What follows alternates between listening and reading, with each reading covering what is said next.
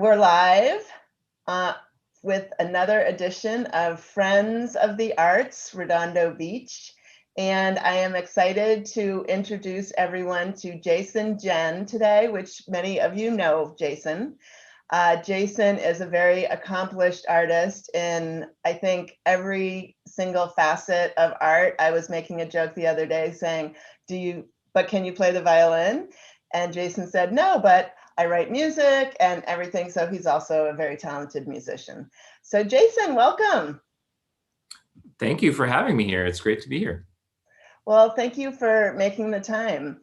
Let's get right to a very exciting event that you have coming up, because I don't want people to miss this.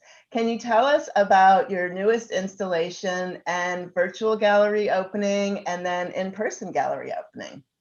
Yes, so the art exhibition is called Sanctuary of the Aftermath, and it is opening virtually next Saturday, April 10th at 2 p.m. by going to Angels Gate Cultural Center's website, which is angelsgateart.org. And it's great. We're going to have an opening where the curators, myself and my partner, Vojislav are going to give a quick tour of the exhibition. There's also a 3D virtual tour of it. We're shooting some video and we've taken photographs. And then after we do a brief talk, then all of the artists, there are 10 of us in total, will give short,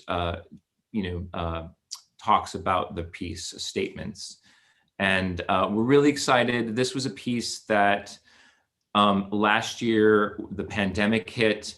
Vojislav and I had been participating in a show at El Camino College Art Gallery. Mm-hmm. And that mandala that you have behind you, the leaf mandala, was a result, my part of the exhibition for What Is It About Trees, curated by Susanna Mayers of El Camino.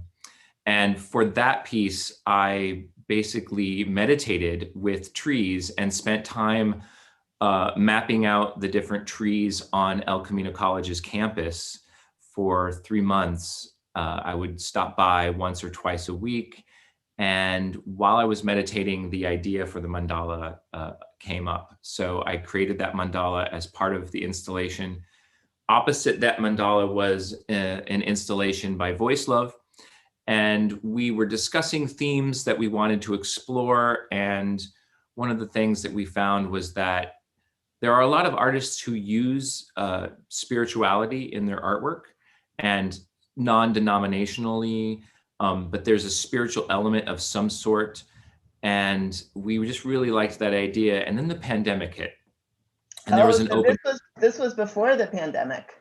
Yes, and then after the pandemic hit, there was this open call by Angels Gate, and we applied. And we were very excited about it. We pulled together a great group of artists for the proposal, and a couple months later we heard that we received the proposal. And there was a lot of like, we don't know when this show is going to happen, mm-hmm. but the opportunity then came up at the beginning of the year. They said, we'd like you to we're hoping that we'll be able to be open to the public by the spring and summer, and we'd love to have you as that show. So we said yes, and now we have it actually happening.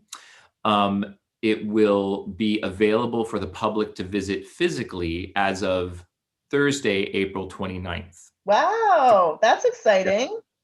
Yeah, so they are going to make it by appointment only, but as it is, there are people, if people have never been to Angels Gate before, it's this beautiful compound, or however you want to call it, of 50 artist studios from converted military barracks. And where is Angels Gate located? So there's this beautiful park in San Pedro, right at the peninsula across from the ports. And up that hill is the Korean Friendship Bell. Mm-hmm. And there's like a maritime observation center. And then the barracks, the former military barracks, are that converted to Angels Gate Cultural Center. And the gallery is in building A. So the first building as you approach, and it's so gorgeous up there. It's on this hill, both sides you can see the ocean. You've got these Phenomenal. amazing views of the ports of Los Angeles and Long Beach. And then on the other side, you know, this beautiful view. So for this piece, for example, behind you, you know, I collected leaves from El Camino's campus.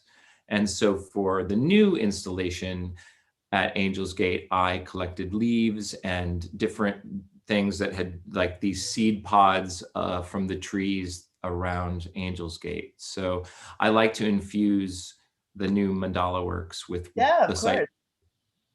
And you painted the leaves and all of the little, like the seed pods and everything. It's all painted, and it's, I mean, honestly, I feel like it kind Yeah. of matches me too. I want to keep this as my permanent background. Oh, please do. I love it.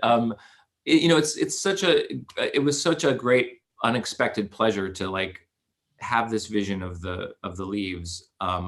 I saw this golden halo of the sycamore leaves, and you know, the pieces in between. There's some Asian pear is the next layer behind you, and then eucalyptus, and then these banana or elephant leaf behind that. So anyway, I put some gold and copper leaf on them in trace amounts, but I like to leave some of the natural beauty of the leaves. Some of the leaves I don't even touch at all, but I do a little method of Mod Podge to keep the integrity of the leaf in, because I was finding that as I was pinning the leaves, they would crumble apart. Yeah. So that extra layer also helps prevent them from decaying too fast. So there's always going to be an element of decay that happens. They're fragile. There's that tricky balance that you have to, you know, you can't apply too much pressure pinning them to the wall or they'll crack.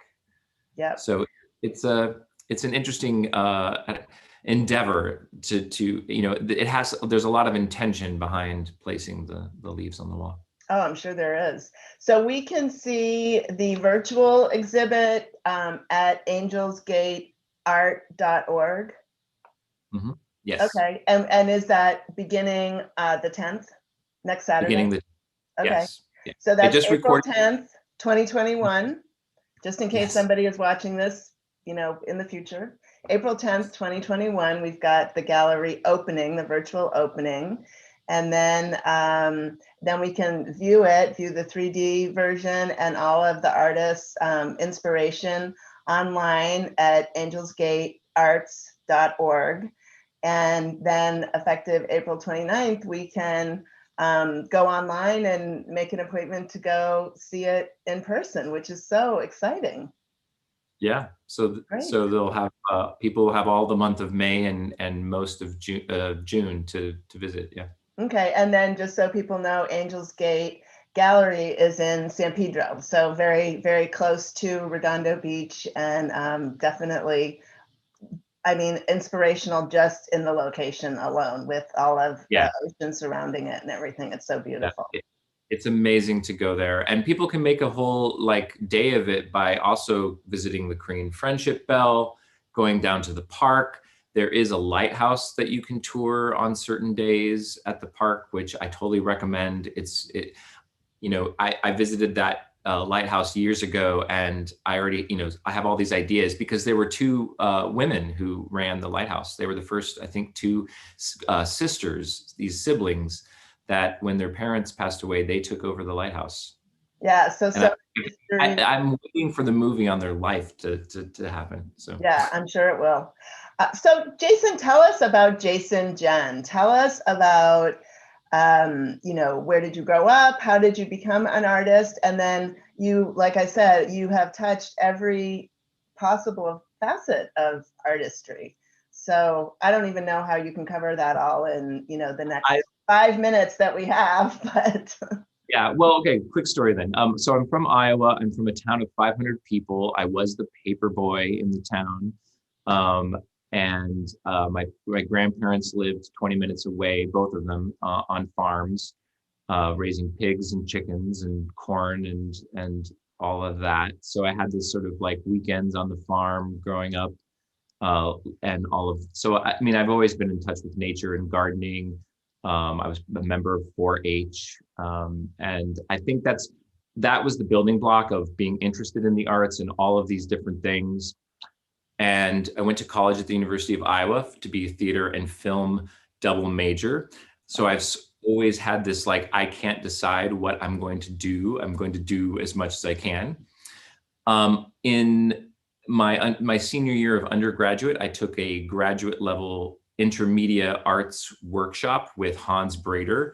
And I've been thinking a lot about this lately, is that I really didn't understand or fully appreciate intermedia arts or performance art in college. It was still over my head. I was very much film and theater, traditional. And I came out to Los Angeles in '98 and worked in the Hollywood film industry for several years. And then through a series of circumstances, a friend of mine convinced me to take a workshop with Rachel Rosenthal. And she was considered a living cultural treasure of Los Angeles while she was alive. And so I studied performance art with her for 7 years. And that really made me appreciate and understand what performance art was. And so I sort of put aside a lot of my original goals, and my life has been not at all what I imagined or set out to do, but I'm really grateful for those experiences. It hasn't been what I expected, but as a result of this, what I call the left-handed path of taking, a different turn, that I've gained like so many experiences that I never expected, and been able to now look back and see all of these little connecting the dots.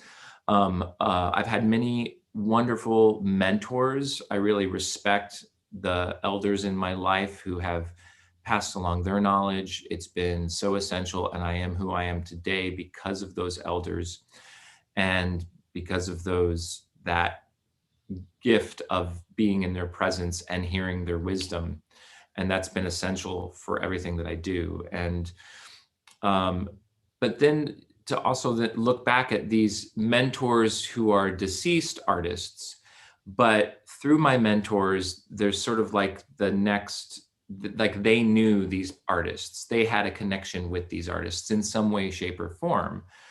And I started to do performance art, taking in like 2011, taking queer poetry and putting it onto stage. And that act I really got into because I'm using some of my theater background as a performer, a verbal performer, along with some visual performing arts. And then also my love of writing, because that's really what I've had friends tell me, well, you're really more of a writer than anything else.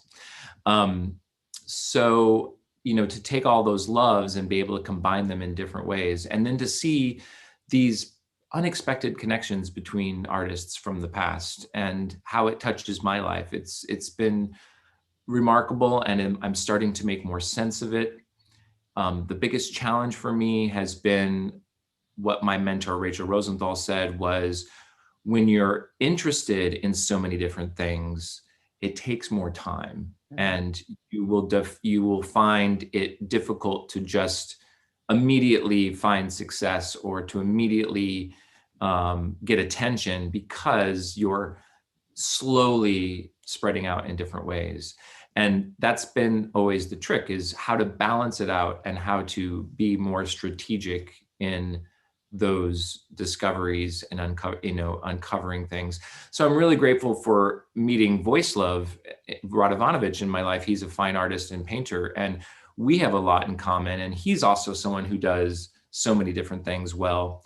But his artwork, you can see behind me, his paintings and his collage work, that, his background and his focus and knowledge of the fine art world really has been, to partner with someone like that has been an amazing sort of like growth. Like, you have someone you can trust, someone that can tell you your idea is great, but you just need to, change it just a little bit. So he's been very much a part of making all of these elements just get them right. So co-curating the Sanctuary show with him has been a great pleasure, because we've been loving the conversations that the art pieces have with each other and the conversation that we're having at the same time.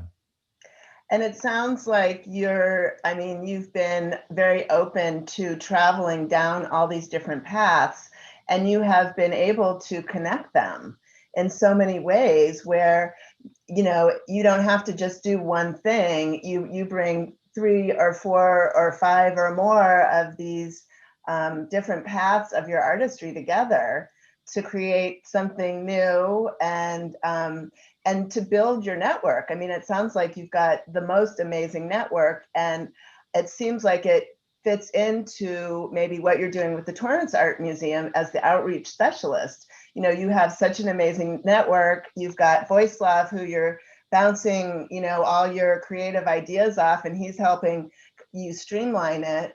It sounds like that's how it all comes together.